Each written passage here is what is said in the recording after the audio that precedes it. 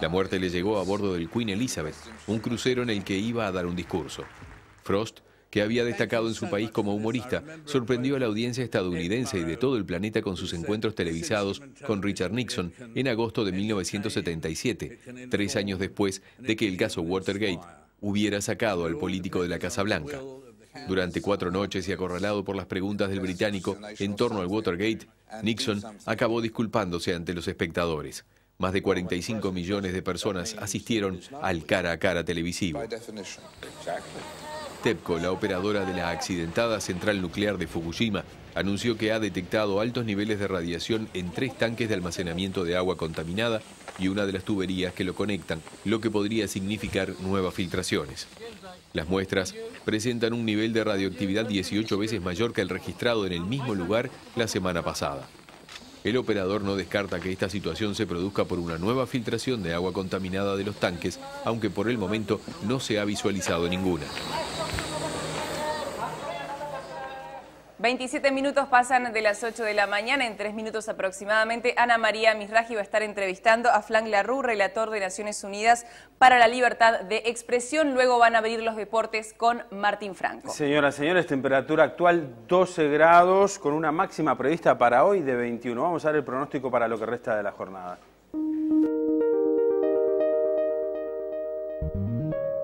Hoy tendremos una mañana fría a fresca con nieblas y neblinas aisladas. La tarde seguirá templada a cálida con cielo parcialmente nublado. En las primeras horas abundantes nubes mantendrán ligeramente inestable la frontera norte. En capital y área metropolitana la jornada se presentará fresca en la mañana, evolucionando a templada en la tarde, con cielo parcialmente nublado. La noche estará fría, con nubes dispersas. En los días venideros continuará frío a fresco en la madrugada, con neblinas aisladas. Las tardes se presentarán frescas a templadas, observándose progresivo ascenso de temperatura a partir del miércoles.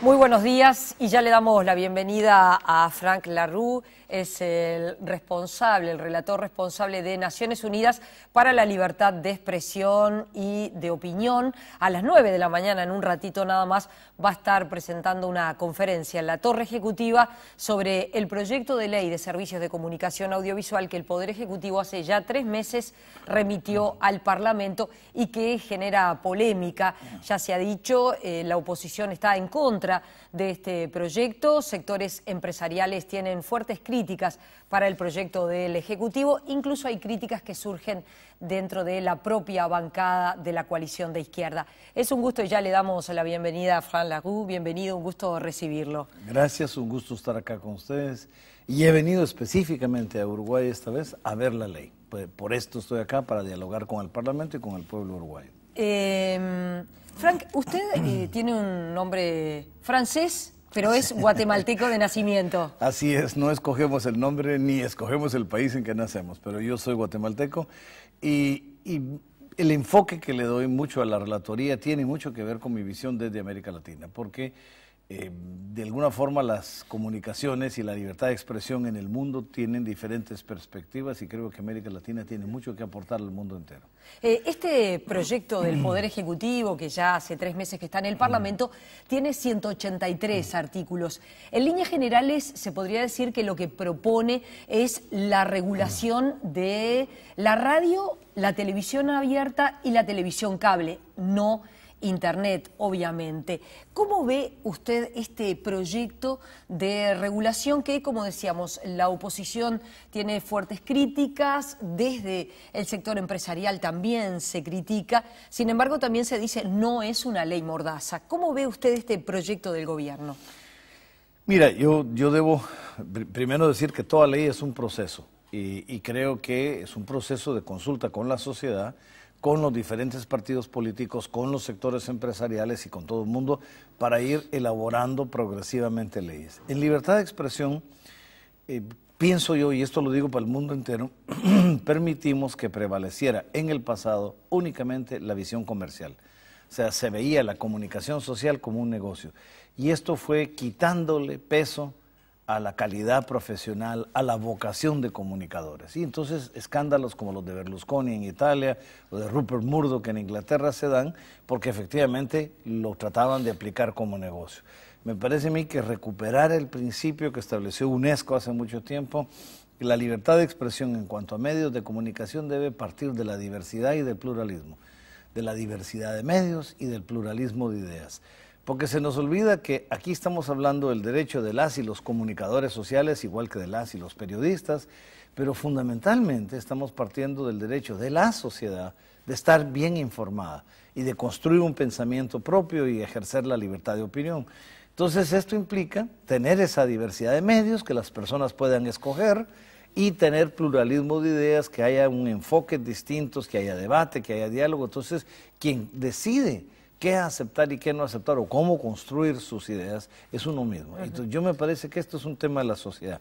Entonces esto implica regulaciones que en el pasado no existían.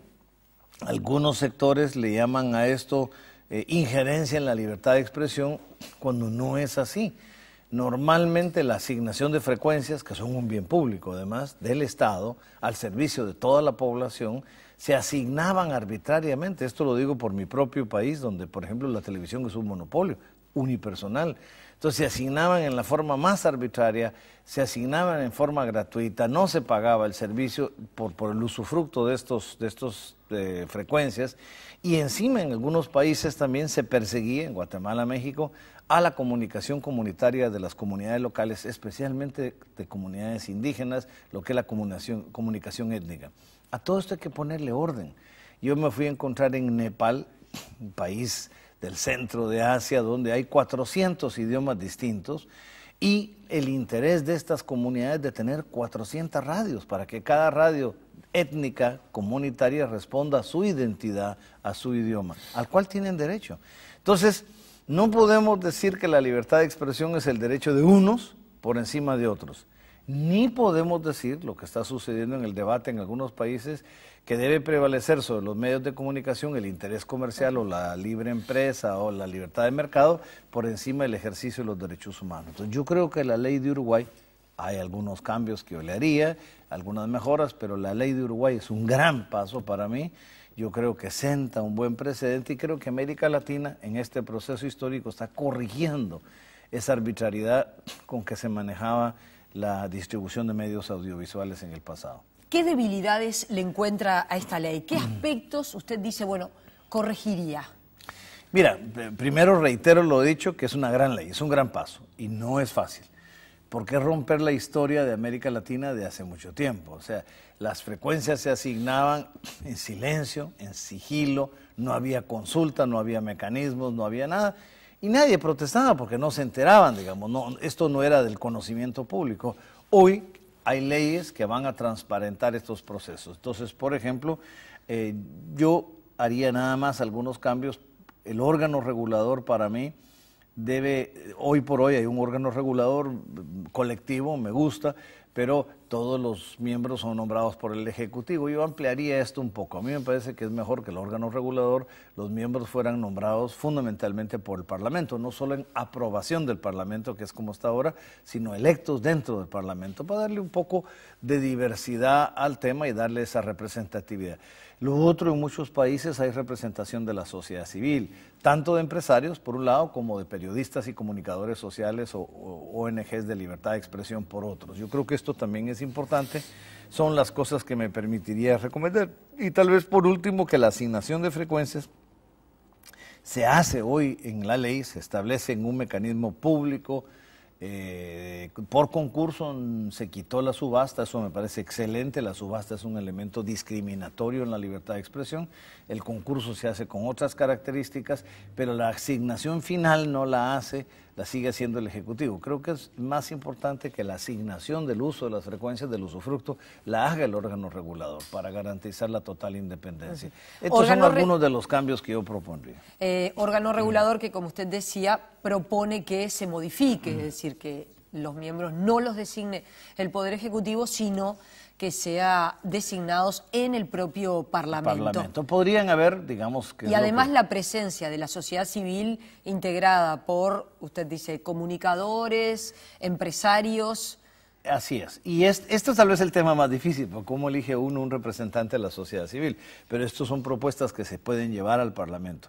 En Italia, por ejemplo, la AGCOM, que es la agencia reguladora, tiene eso. Tiene quien la preside es nombrada por el presidente, pero todos los demás miembros son electos por el Parlamento. Entonces hay una combinación, un balance, y se le da cierto espacio de autonomía a este órgano regulador. ¿Qué ejemplos pondría usted de proyectos de ley, de medios o de servicios de comunicación audiovisual? ¿Qué ejemplos latinoamericanos pondría? Mira, yo creo que hay dos ejemplos muy positivos, creo yo, que son este de Uruguay, que para mí es lo más trabajado. Debo decir que yo he estado viniendo a Uruguay, lo confieso, y participé de los procesos de consulta, que ese es el otro fenómeno. Yo no solo estoy felicitando la ley, sino felicito el proceso. Yo nunca he visto en mi vida una ley más consultada que esta. Tienen 2 años de estarla discutiendo los principios, no la ley misma, pero los principios que deben normar la ley, para poder satisfacer a todos los sectores. Y dicho ese paso, me encanta que tenga todos los elementos de protección de la niñez, que es la otra característica. Yo trabajo en derechos de la niñez, adolescencia y juventud en mi país, adicionalmente a la libertad de expresión. Creo que es un tema importante. Un cambiecito también ahí, que ya me expresaron algunos de la preocupación, ¿qué se hace para contenidos violentos en los noticieros? Y la solución es muy simple. El noticiero tiene que revelar lo que está sucediendo, los hechos, como fueron las Torres Gemelas o como es la guerra en Siria, digamos, e inevitablemente se va a encontrar uno con escenas de violencia. Pero entonces lo que hacen, incluso uno lo ve en la BBC de Londres, por ejemplo, es que el anunciante previene al público, les dice, vamos a dar noticias de Siria, pero de antemano les advertimos que las escenas que vienen son escenas con mucha violencia, pedimos a los padres de familia que regulen, etcétera. Y ya con eso no hay problema, siento yo decir, con eso se mantiene el horario de protección de la niñez y se mantiene el tema de no excesiva violencia. Me parece que este es un tema de los más fáciles de resolver, no es un tema de censura, ni mucho menos como se ha visto. Las 2 leyes que en ese sentido me parecen a mí más avanzadas son la de Uruguay, como decía, y este proceso, y la de Argentina. Yo apoyé la ley de Argentina en su momento por la misma razón que estoy apoyando la ley de Uruguay. Son leyes a las que yo creo se les pueden hacer mejoras, se le pueden hacer cambios, pero son un enorme avance a la arbitrariedad que había antes. En el caso de Ecuador, mucha gente me lo ha preguntado y me adelanto a la pregunta, la ley de Ecuador es interesante, pero esa sí me parece inaceptable porque establece una superintendencia de comunicaciones en el Ejecutivo, que es realmente un órgano de censura. Y eso me parece que se vuelve inaceptable. ¿Ve elementos de censura en el proyecto de ley uruguayo?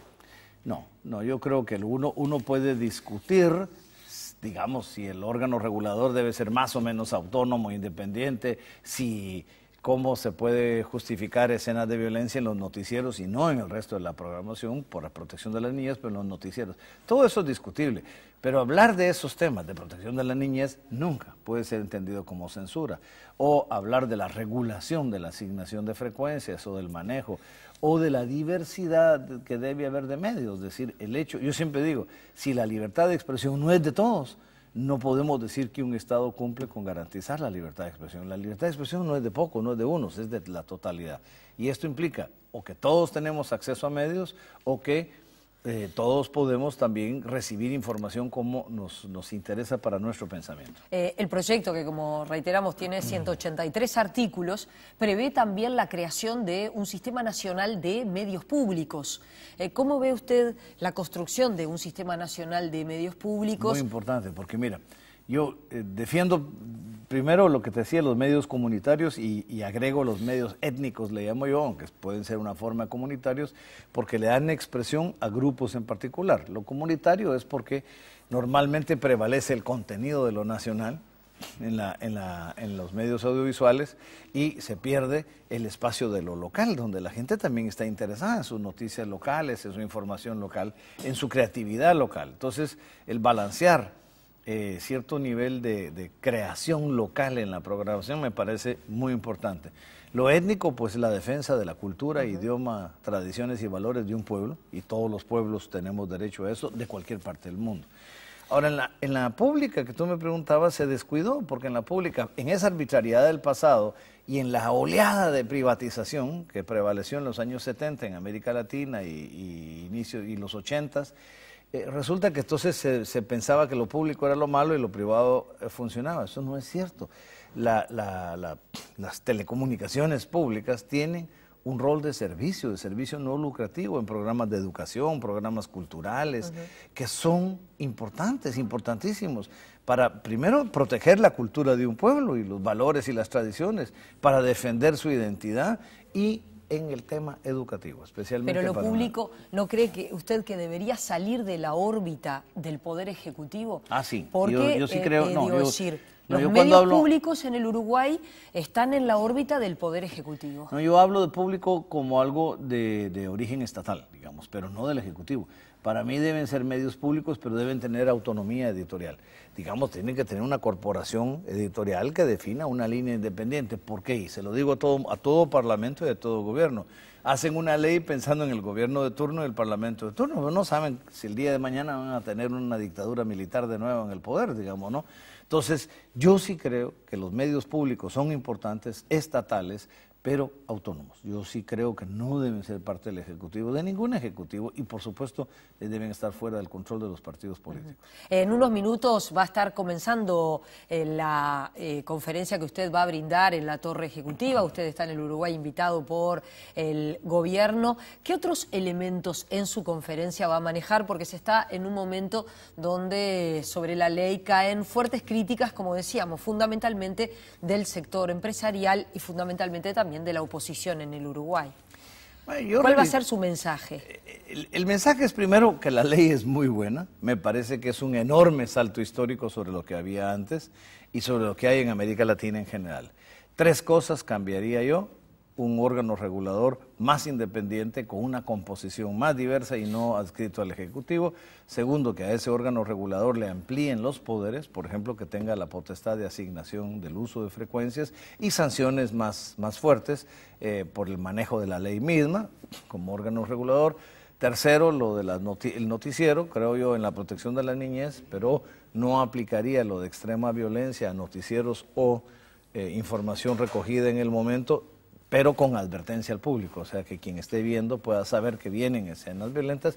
Y cuarto, exactamente lo que tú estabas preguntando antes, el tema de los medios públicos. Yo creo en los medios públicos, creo que es bueno tener muchos medios públicos, pero no deben ser parte del Ejecutivo ni controlados por ningún partido político, deben ser medios del Estado, autónomos para un servicio público.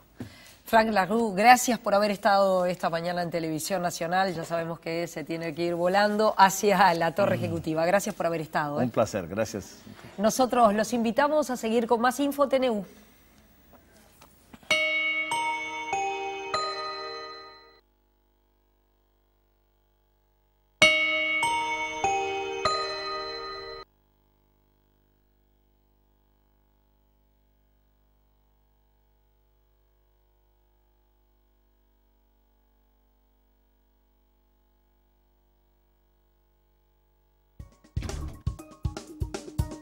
Nacional y el Tanque son líderes del torneo de apertura jugada la tercera fecha. Una gran victoria tricolor con 2 tantos de Richard Porta y un gol de Iván Alonso frente a Sudamérica. Vamos a hablar del momento de Peñarol, que todavía no ha podido ganar con Diego Alonso.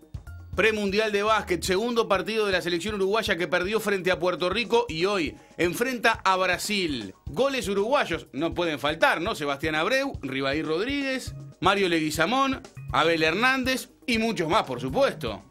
Fútbol internacional, 3 goles de Lionel Messi y el Liverpool, que sin Suárez está primero en la Premier League.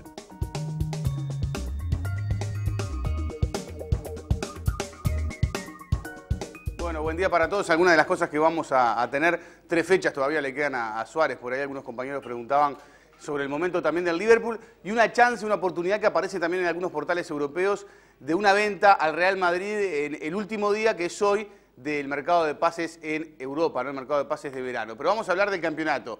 Lo más fácil sería hacer crónica roja con lo que está pasando en Peñarol, pero ayer un poco decíamos en el noticiero que cualquier entrenador de cualquier equipo que hace 2 meses que está laburando es muy difícil, ¿no?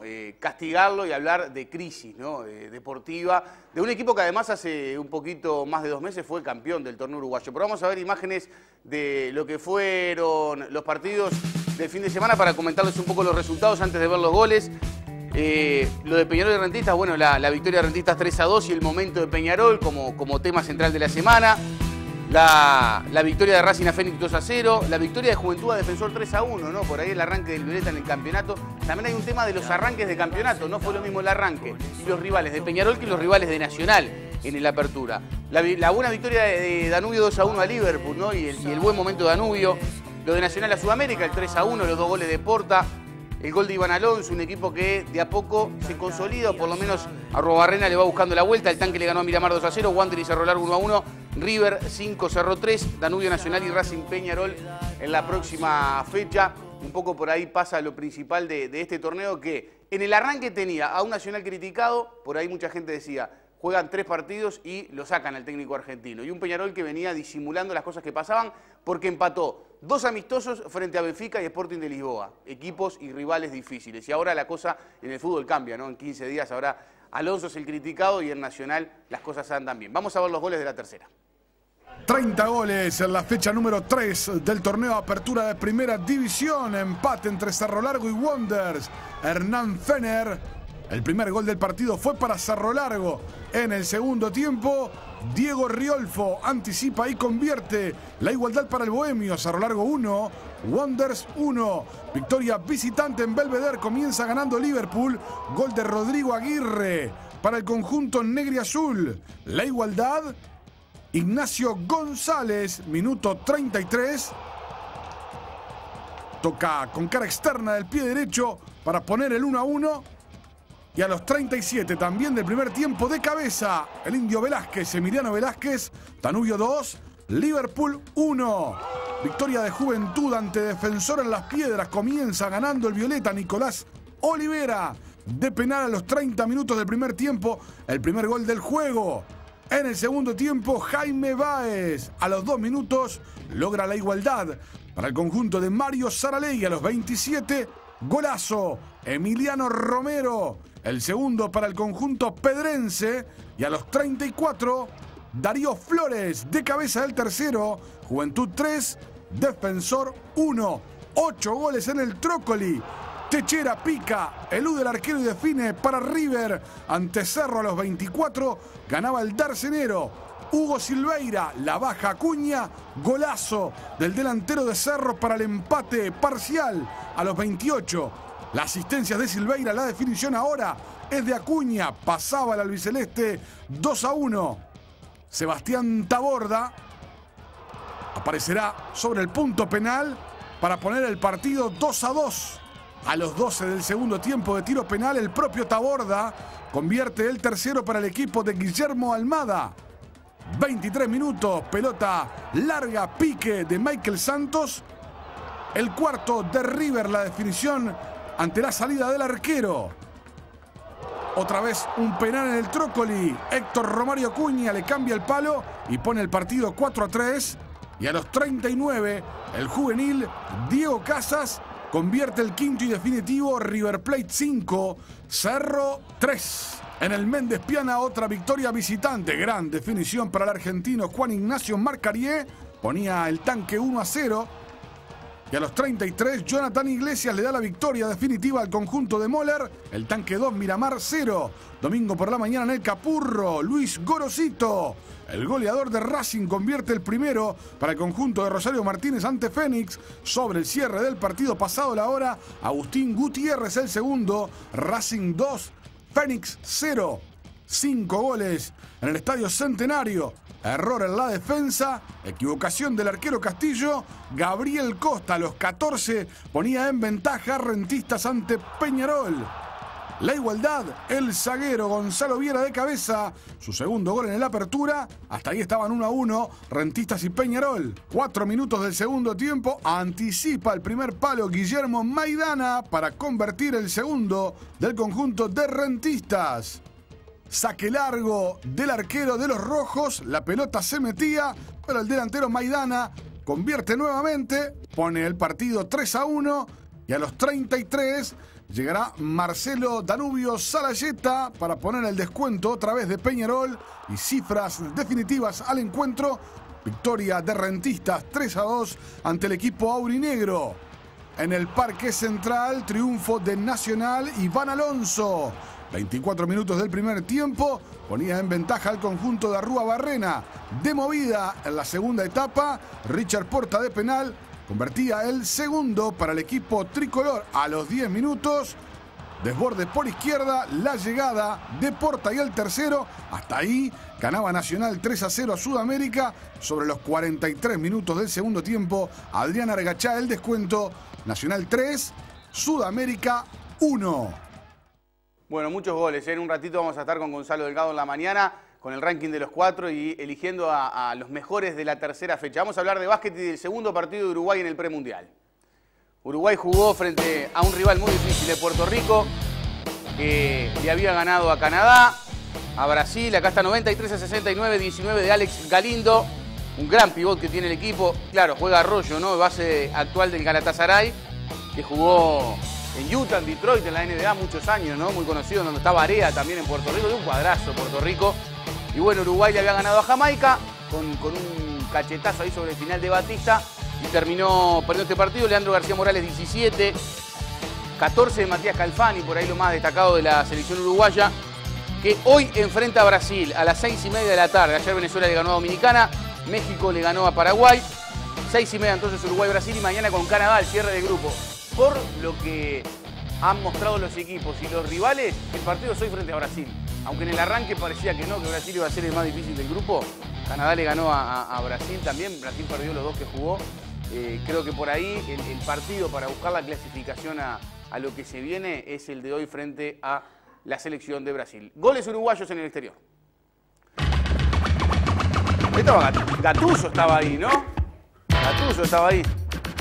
El entrenador del Palermo, ahí está Palermo, Abel Hernández, que tuvo 1-2 y mirá, segunda división italiana, La Joya fue titular y convirtió el tanto de Palermo que perdió 2-1 con Empoli. Ahí estaba La Joya, futbolista que quedó para esta convocatoria de Uruguay. Hoy arrancan los entrenamientos de Uruguay de la selección, pensando en el partido del viernes. La Joya quedó afuera, pero casi siempre está en la lista, ¿no?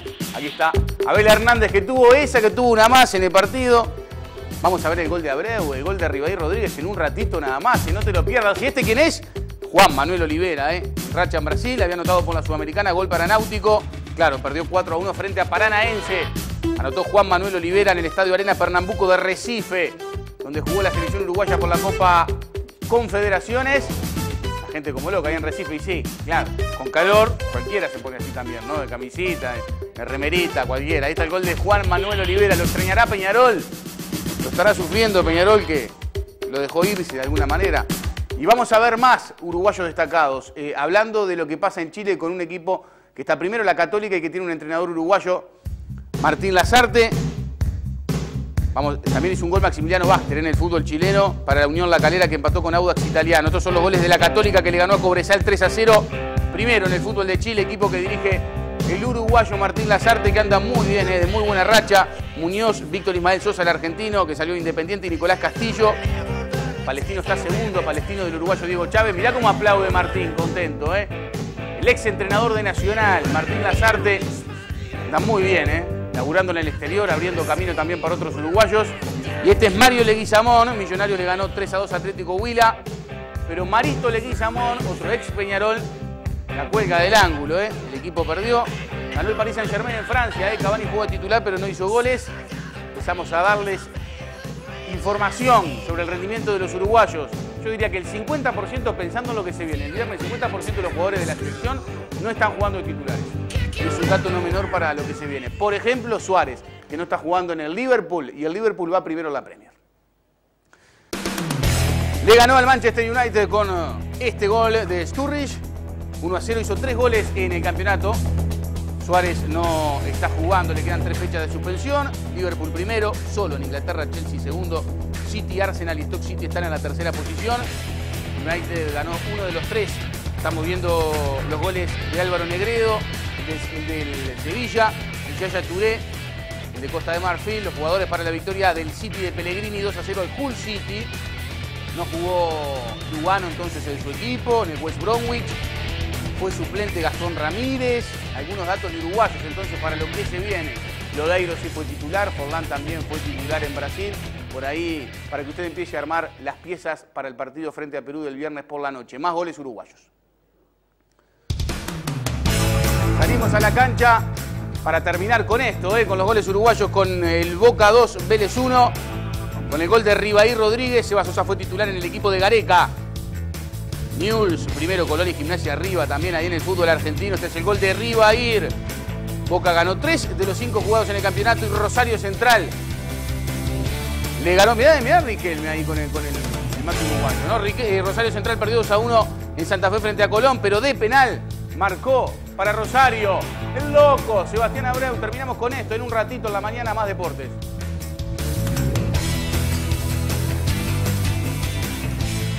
Vinculados, el Instituto Nacional de Alimentación y el Ministerio de Deportes lanzaron el proyecto Crecer desde el Pie. Se trata de un campeonato de fútbol infantil que va a involucrar a 140 niños de contexto socioeconómico crítico y cuyo principal objetivo es promover valores de convivencia ciudadana. El Instituto Nacional de Alimentación, con el apoyo de la Dirección Nacional de Deporte, lanzó el proyecto Crecer desde el Pie. La iniciativa consiste en un campeonato de fútbol donde participarán más de 140 niños, que tendrá la particularidad de un tercer tiempo, donde cada uno de los equipos realizará una presentación artística mientras comen una merienda saludable. Los lunes, miércoles y viernes los chicos van a estar jugando en la cancha de los cuarteles de la División 1 del Ejército y en las canchas de Oriental, Salus y la Institución Sudamérica. El Ministerio de Deporte ya comprometió su colaboración para que el proyecto pueda ampliarse a más niños y llegar también al interior del país. Muchos lugares han crecido en zonas de pobreza, en zonas con dificultades, donde no estaban las plazas de deporte, entonces es más difícil llegar. O sea que proyectos de esta naturaleza que atienden específicamente a niños, a jóvenes con dificultades, yo creo que tienen que ser particularmente atendidos, tienen que ser muy bien recibidos y tenemos necesidad de apoyarlos y asegurar su continuidad en el tiempo. Si bien la práctica deportiva es fundamental, el titular del INDA destacó la importancia del tercer tiempo que realizarán los niños luego de los partidos de fútbol.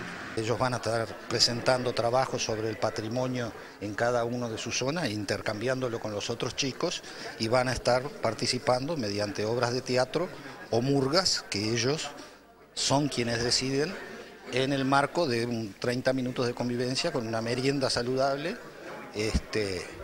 y bueno, ahí los puntajes también cuentan. Se puede ganar un partido, pero con una roja quedaste como empate.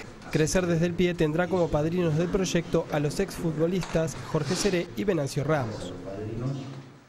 Antes de irnos vamos a actualizar el estado del tiempo. Está fresco, algo nuboso, con neblinas. 12 grados es la temperatura actual en la ciudad de Montevideo, lo mismo de sensación térmica y la humedad del 100%. Pronóstico ampliado de Nubel Cisneros.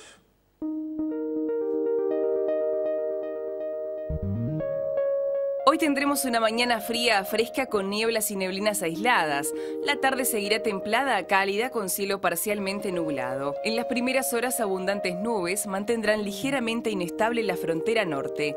Mañana comienza frío con neblinas aisladas. En la tarde el aporte de aire del sector sur provoca que las temperaturas máximas tengan un leve descenso, con máximas que se ubicarán en los 21 grados.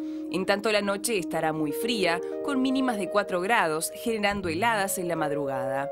El miércoles se inicia muy frío, con heladas y posterior formación de neblinas aisladas. En la tarde las temperaturas comienzan a ascender lentamente hasta alcanzar los 23 grados de máxima, con importantes periodos de sol. En tanto la noche se presentará fría, con cielo escasamente nublado. En capital y área metropolitana la jornada se presentará fresca en la mañana, evolucionando a templada en la tarde, con cielo parcialmente nublado. La noche estará fría, con nubes dispersas. En los días venideros continuará frío a fresco en la madrugada, con neblinas aisladas. Las tardes se presentarán frescas a templadas, observándose progresivo ascenso de temperatura a partir del miércoles.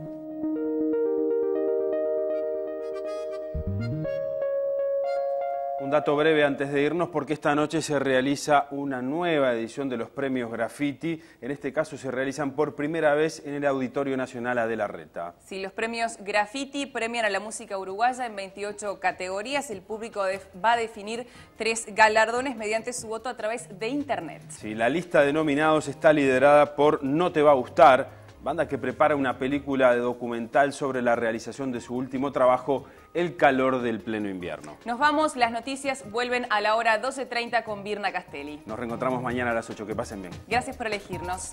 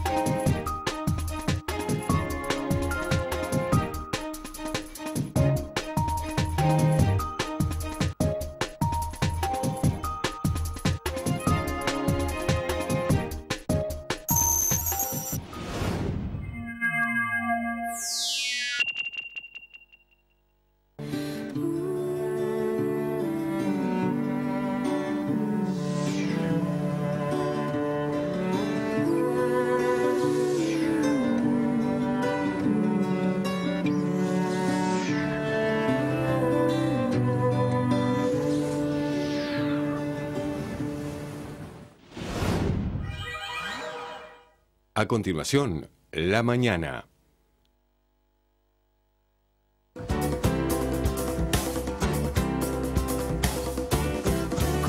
Celebrar los 50 años de Canal 5, y cuando digo esto me pasan por la cabeza un montón de imágenes de distintas épocas. Es el canal que de alguna manera nos tiene que acompañar a todos los uruguayos, más allá del mercado, más allá de las tendencias.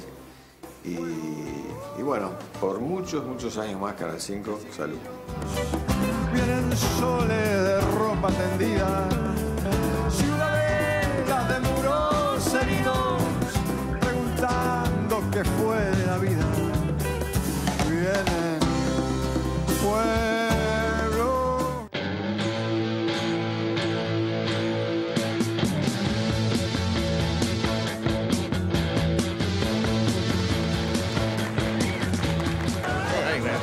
Toby Jones como Truman Capote. Infame.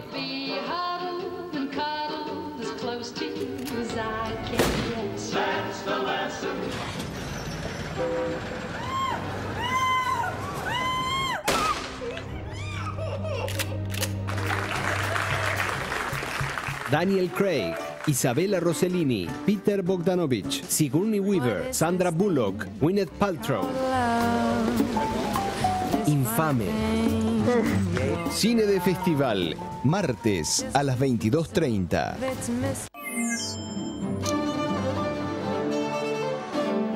Vamos a reflexionar sobre la corrupción. Lo que más influye en la corrupción son los niveles de desigualdad de una sociedad. El informe Kilksberg. Escándalos éticos.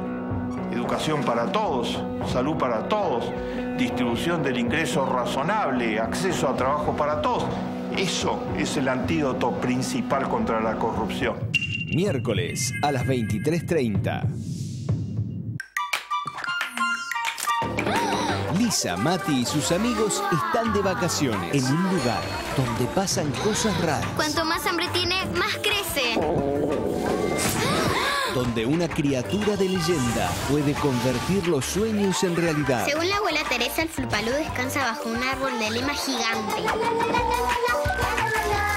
Flupalú, ¿dónde estás? ¡Y ahí hay unas pisadas! ¿Ah? ¡Vamos! En el canal de los niños. Va a ser un gran éxito. Sos un tipo muy vinculado al deporte, ¿no? Porque te aleja de otras cosas, el deporte sano, digamos. Volví para Uruguay y ya tenía el problema de que si seguía jugando al fútbol no podía entrar a hacer el curso de árbitro, porque el curso de árbitro tiene una limitante de edad que es hasta los 25 años. Bueno, vamos a tener historias de fútbol, que es lo que en realidad vamos a buscar un poquito también con los protagonistas. Vamos a ver el tema famoso tema de los pases puentes y de la cantidad de esos jugadores que en realidad pasan por un club uruguayo y después se van a otro de Europa, de Argentina, del mundo. Si yo le digo paleta argentina con trinquete, él va a saber de qué estamos hablando. Campo de Juego, viernes a las 22:30.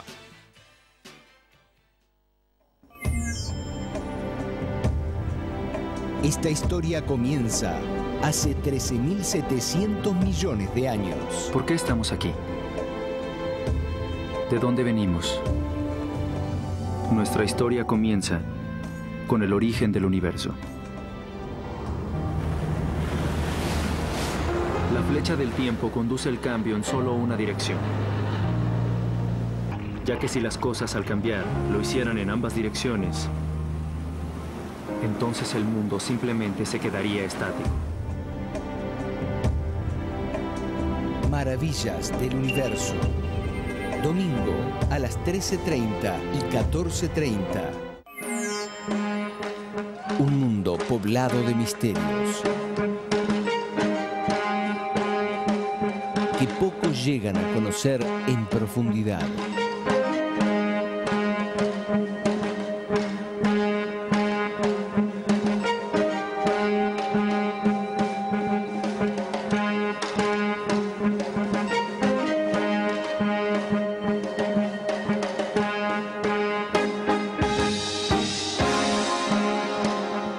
El planeta azul.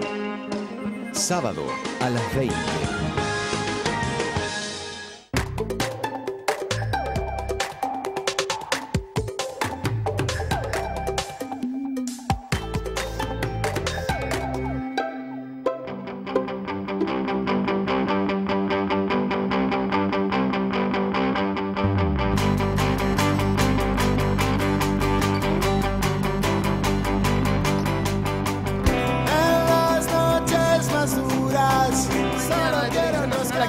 Arrancando otra semana, después de un fin de semana precioso para lo que casi que para que lo que quisieras hacer.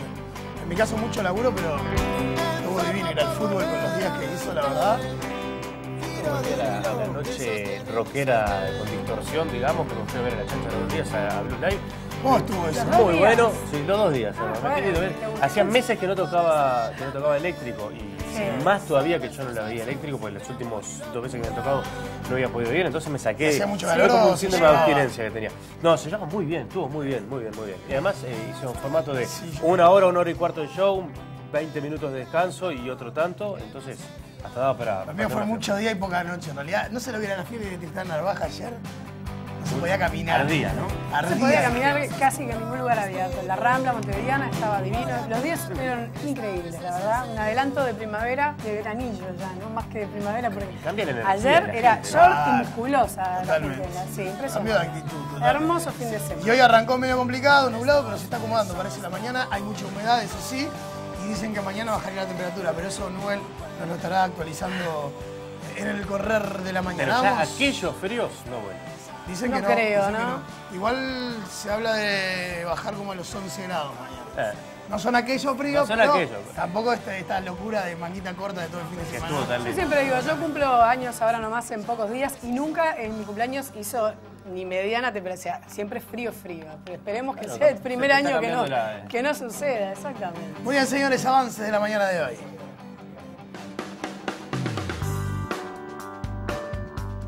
El fin de semana se jugó la tercera fecha del torneo de apertura, pero lo mejor de todo quedó para hoy. La la columna de deportes con Diego y Martín y una nueva entrega del infaltable ranking de los 4. Un grupo de jóvenes emprendedores buscaba un espacio para poder vender sus creaciones y lo encontró en una galería que estaba deshabitada en pleno centro de Montevideo. Sanfis, en 18 de julio y Yaguarón, es un espacio marcado por la innovación en el diseño y la calidez en el trato. Conoceremos la muestra de Martín García, fotógrafa española, sobre la vida cotidiana en Bosnia y Herzegovina. A través de 20 retratos de personas locales, la autora trata de contar la realidad del Estado balcánico 18 años después del conflicto armado que dividió a la población.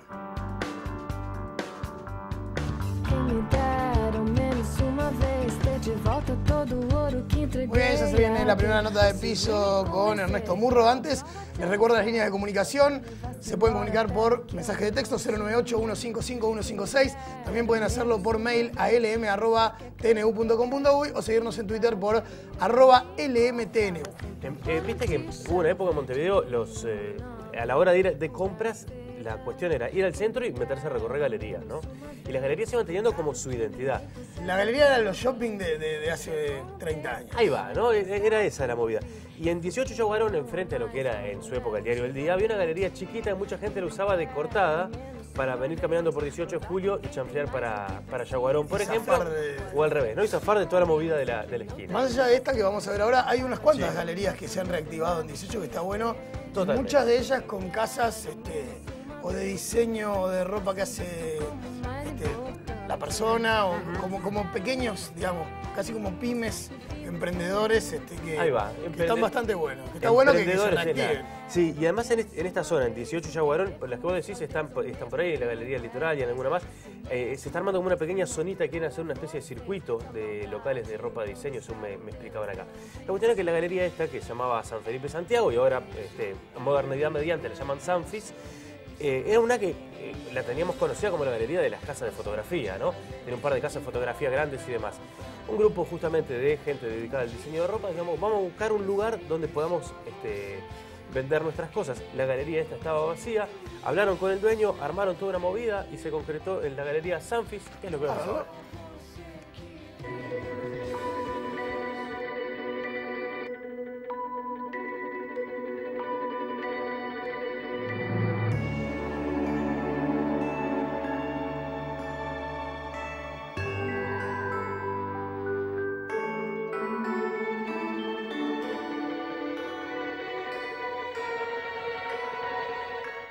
Surgió de que una de las compañeras acá de la galería tenían un local en otra galería aledaña y siempre pasaban por acá y veían que esta galería tenía un potencial interesante y que estaba vacía. Entonces la idea de ella fue empezar a juntar voluntades y ver a ver qué se podía llegar a hacer con este lugar vacío. Entonces nos asociamos en principio 10 personas, 10 socios, por decirlo así, y tratamos de ver a ver qué posibilidades había. Hablamos con los dueños de la galería y no sé qué y no sé cuánto y llegamos a definir que era un proyecto viable y que estaría bueno generar algo no convencional con respecto a todo lo que son las galerías acá en Montevideo.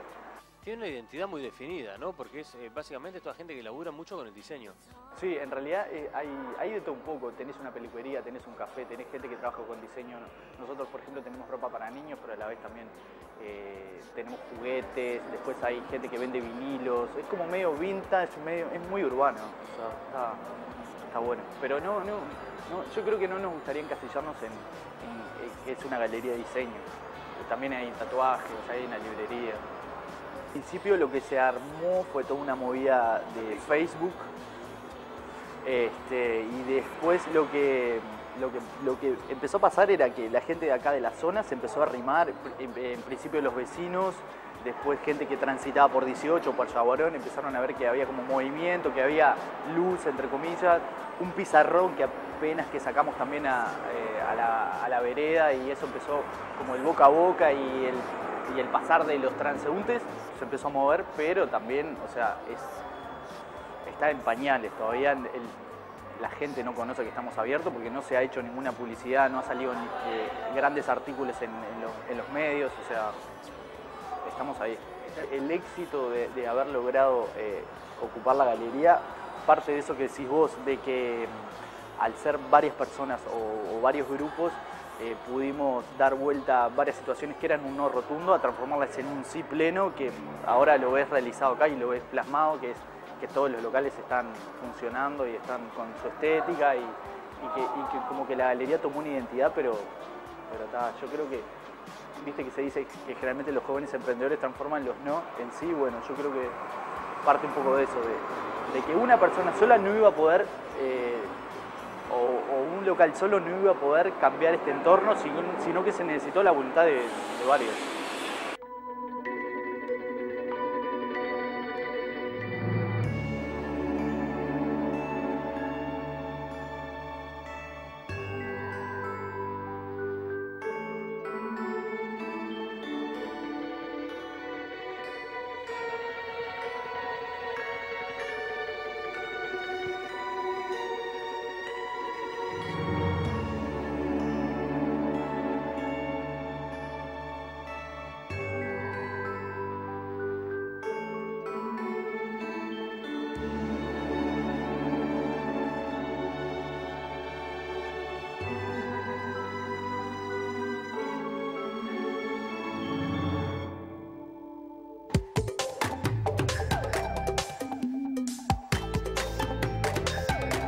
Con el corte de cinta y los trabajadores en su lugar monitoreando, comenzaron a funcionar las cámaras de vigilancia en la zona del cordón. Desde el Ministerio del Interior, la meta es continuar instalando sistemas cerrados como estos en la capital. El proyecto Cordón Seguro supuso una inversión de unos $335.000.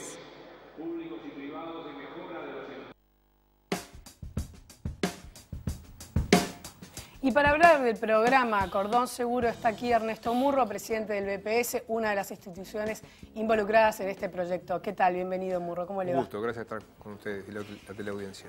Cuéntenos un poco cómo surge este programa. Esto es parte de un proceso que venimos haciendo de recuperación de locales en todo el país, de espacios. Recordemos que inauguramos la plazoleta que está frente al BPS, acá en la sede central. Esa plazoleta hasta el 2006-2007 era un centro de todo tipo de irregularidades y de delitos que se cometían. Bueno, ese fue un trabajo conjunto con la Intendencia de Montevideo. Nosotros hacemos el mantenimiento y la limpieza de esa plazoleta. Hemos incorporado ahora el edificio de ladrillos que está al lado también. La Intendencia tiene proyectos en este momento para lo que era el ex control de Dante Arenal Grande. Hay otro proyecto para lo que son los techitos verdes que están allí entre Colonia y 18 de Julio. Lo mismo venimos haciendo en todo el interior del país. Nosotros tenemos 23 sucursales y en un total de 90 agencias. Y bueno, nos quedan en este momento solamente 4 sucursales que en el correr 2014-2015 vamos a estar unificándolas en un solo local, para que la gente, por ejemplo, en una ciudad del interior no tenga que andar de un lugar para otro, transitando para hacer trámites dentro del mismo BPS. Y esto es parte de ese proceso, parte del proceso de mejora de calidad de vida, de accesibilidad, de seguridad pública. Esa zona donde nosotros estamos allí es una de las zonas de mayor tránsito de personas, de mayor tránsito de expedientes, de trámites, de dinero. Hay muchos centros educativos en la vuelta, centros deportivos, hay mucha actividad comercial, mucha actividad financiera. Y bueno, y ahí se nos ocurrió en el BPS promover este proyecto. Conversamos con algunas empresas públicas y privadas de la zona, estuvieron inmediatamente de acuerdo. Y bueno, tuvimos un gran apoyo del Ministerio del Interior y bueno, y salió. Y esto se hizo en poco tiempo, además. Le estamos dando a esto la mayor participación público-privada. Acá distintas empresas como Habitat, Red Pagos, ANDA, el CASMU, lo que significa allí en la zona el Banco Hipotecario, República FAP, han colaborado para financiar este proyecto. El BPS puso $100.000 de los $335.000 del proyecto, otro tanto puso el Ministerio del Interior. Y bueno, y además lo hicimos en el hall del BPS, o sea, todo el mundo puede ver lo que se está haciendo, es una zona como esta con vidrios. Que el centro de monitoreo esté allí mismo. Y bueno, pero nos pareció que estas fueron decisiones que obviamente tomó el Ministerio del Interior, pero que quien conoce de seguridad, pero bueno, nos pareció que era una cosa importante hacerlo de esa manera, Recordemos que el hall central del BPS es uno de los lugares del país donde concurre más gente. Y bueno, que la gente sepa lo que se está haciendo, porque esto es para contribuir a mejorar la calidad de vida, para que la gente tenga más tranquilidad para acceder a los servicios públicos, a los paseos. Así que es parte de ese proceso. Por ahora hay 16, ¿verdad? Cámaras instaladas, 8 en esa zona y después hay 8 más que están en Plaza Liber Sereni, Tres Cruces, 8 de octubre, 18 de julio, la Plaza de los 33, la Biblioteca Nacional, el IABA, más o menos están repartidas ahí. Y esas 8 que están ahí, digamos, en el entorno del BPS, usted decía, es una zona muy transitada, pero podríamos decir quizás que es una zona donde más robos se dan, ¿acaso? Es una zona de alta concentración de gente, reitero, de mucho tránsito de dinero, y nosotros queremos darle a la gente que va al BPS y a las otras oficinas públicas y empresas y centros de estudio, de salud, de recreación, queremos darle las mejores condiciones posibles. Ese es el objetivo y esto se logra con una inversión muy razonable. Para tener una idea de la importancia que esto tiene, hoy en Montevideo hay más o menos instaladas unas 110 cámaras en Montevideo, en toda la ciudad, incluyendo las que están en el estadio, que son como 30. Por tanto, estamos agregando prácticamente un 40% más de cámaras a Montevideo, que seguramente van a estar prontas. Hoy tenemos 16 ya funcionando, se llegará a 40 en el correr de este mes, del mes que viene. Así que hay un aumento importante de esto y además esto está demostrado en el mundo, en las grandes ciudades del mundo, los muy buenos efectos preventivos, persuasivos que tienen y además, bueno, se está probando, incluso uno lo ve a veces en los informativos de televisión, como a veces estas filmaciones ayudan a detectar a los delincuentes. Claro. Así que, bueno, es parte de ese proceso que tenemos de tratar de mejorarle las condiciones de vida a la gente. Bien. Murro, ese era uno de los temas en realidad que queríamos tratar con usted. Hay varias cosas más. Por ejemplo, hablábamos de que hay un informe, ¿verdad?, que salió el viernes que tiene que ver con la caída de la evasión. ¿Qué nos puede decir de ese informe? Bueno, esta es una cosa interesante que se viene dando en forma felizmente año a año. Nosotros cuando asumimos en el 2005 teníamos un 40% de evasión medida en puestos de trabajo del EPS. Tenemos otro dato que es la evasión monetaria, o sea, cuando medimos evasión nosotros ahora estamos midiéndola en dos variables, la evasión en gente, en personas, y la evasión en dinero. Y bueno, más o menos, en el caso de la evasión en dinero, en el año 97 también tenemos un 40% de evasión, o sea, el BPS dejaba de recaudar 860 millones de dólares. Hemos bajado eso a menos de la mitad, hoy estamos en un 19% de evasión monetaria. Importante cambio. Y lo otro es la evasión en gente. Y bueno, allí también teníamos un 40% de evasión en gente. Hoy estamos en este informe que acaba de salir para el año 2012. Está indicando que tenemos un 17,5%, menos del 18%. Hablando en cantidad de personas, hemos bajado de unas 500.000 personas que estaban fuera del sistema de seguridad social, que no estaban registradas ni cotizando a la seguridad social. Hemos bajado eso a 265.000. Se ha bajado en todos los sectores de actividad, incluso con un dato muy interesante, que es que aquellos sectores de mayor evasión, de mayor informalidad, como es el trabajo doméstico y la construcción, son los sectores donde seguimos teniendo alta informalidad, pero donde más disminuye la informalidad, donde más disminuye la evasión. Esto implica que unos 300.000 trabajadores que antes no estaban registrados en la Seguridad Social, que no estaban cotizando, lo están haciendo. Y esto es realmente bien interesante porque además, reitero, en los sectores de mayor informalidad es donde más venimos avanzando. Trabajo doméstico, construcción, jóvenes, en el caso de los jóvenes, por ejemplo, el crecimiento del registro de la afiliación viene siendo el doble del muy buen crecimiento que estamos teniendo a nivel general. Por tanto, bueno, creo que esto es una cosa realmente importante y creo que es parte de un esfuerzo colectivo de lo que están haciendo los efectos que están teniendo las distintas políticas del gobierno, lo que están haciendo las empresas, las cámaras empresariales, los sindicatos, que permanentemente, digamos, hay un cambio, lo que nosotros llamamos un cambio de la cultura de la evasión a la cultura de la inclusión. Antes nos venían a ver, a veces, para que no los inspeccionáramos. Ahora nos vienen a ver, y esa es una buena noticia, para ver cómo se pueden formalizar, cómo se pueden integrar. Y bueno, creo que tuvimos la oportunidad de estar con el ministro Brenta, con el director Ferrari, con el señor Penino de la Cámara de Industrias la semana pasada en Lima, donde la OIT lanza una campaña internacional que es para la formalización de la informalidad. Y uno de los países que se pone como ejemplo, no solo en América, sino en el mundo, es Uruguay, de cómo Uruguay está avanzando en este camino. Seguramente todos conocemos a alguien que está evadiendo, poco o mucho, todos conocemos a alguien. Bueno, hay que seguir trabajando. Ernesto Murro, presidente del BPS, muchas gracias por haber estado por aquí y pronto lo voy a invitar para seguir hablando de otros temas que quedan pendientes. Con mucho gusto, saludos a la teleaudiencia. Gracias. Nos vamos a una tanda y ya venimos con más La Mañana.